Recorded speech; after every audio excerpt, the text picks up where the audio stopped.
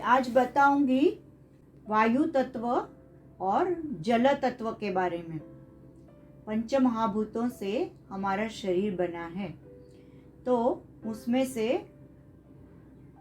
अग्नि, वायु, आकाश, पृथ्वी, जल, ये 5 तत्व है। तो आज हम जो ट्रीटमेंट लेने वाले हैं वो वायु तत्व और जल तत्व की है। तो जल तत्व मतलब क्या? जल, पानी को जीवन कहा गया है। जल अगर नहीं है, हम पानी नहीं पीते हैं, तो उसके बिना हमारा जीवन नहीं है। पानी को आपने देखा होगा, हर चीज में पानी यूज होता है। शादी ब्याह, कोई अच्छी रिचुअल्स है, हर जगह पानी, पूजा करते हैं तभी भी तांबे का कलश में पानी रहता है। शादी के समय भी पानी का इम्पोर्टेंस है, उस जगह पानी भरा हुआ रहता है तांबे के कलश में। फिर आप स्विमिंग करने जाते हो तभी भी आपको बहुत अच्छा एहसास होता है पानी में। जैसे ही आप छपछपिया लगाते हो, आप नेचुरल रेन वाटर में बाथ लेते हो, उसका अनुभव लेते हो, भीगते हो पानी में बारिश में, तो भी आपको मज़ा आता है। तो ये सब क्यों होता है? क्योंकि पानी यानी लव है, लव, प्यार है पानी में। जैसे ही अपने शरीर पे आता है तो अपने अंदर एक अच्छे ऐसे प्रेमळ भावना निर्माण होती है।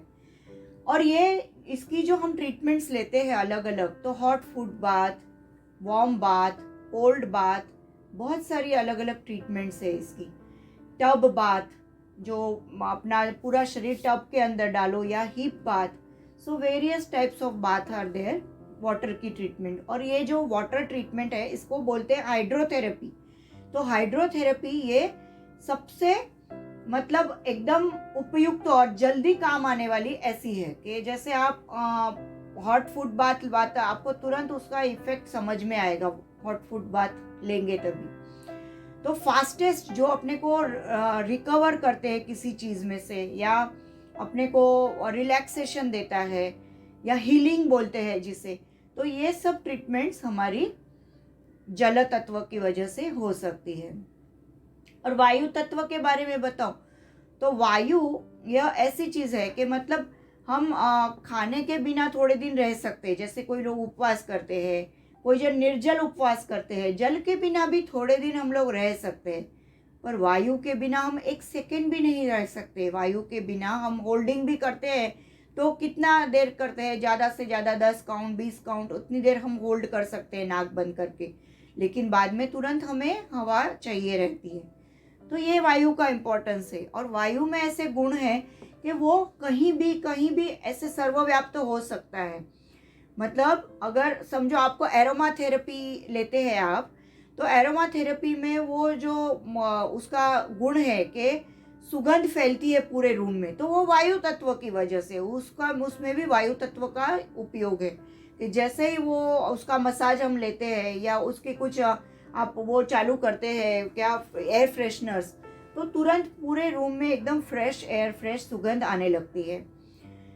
तो इस तरह से वायु था। और इसकी भी जो ट्रीटमेंट्स है, तो जैसे हम आज स्टीम लेने वाले हैं, तो ऐसी अलग अलग ट्रीटमेंट्स है उसकी। स्टीम लो, या फिर आप गर्म पानी का सेक लेते हो तो वो सेक हमें मिलता है। फिर या आप किटली रहती है, किटली में से बाफ, उसकी स्पेशल किटली आती है, तो उसकी बाफ आप हर तरह जहाँ भी आपके मसल्स हो वहाँ दे आप।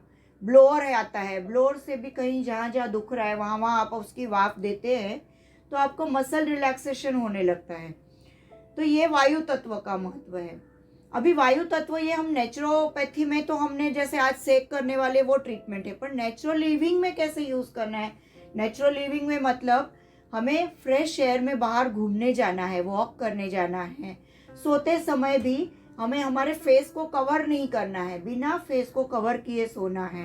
फिर जहाँ पे खुली हवा में हम वॉक करने जाते हैं, और सोते समय भी अगर आप बंद रूम में, बंद कमरे में 10 से 12 घंटे या 8-9 घंटे भी सोते हैं, और खुली हवा में अगर 4-5 घंटे ओपन स्काई के नीचे सोते हैं, तो आपको ज़्यादा अच्छा लगता है। जैसे आप गांव में कभी गए हो तो खटिए में आपको पड़े पड़े नींद आ जाती है।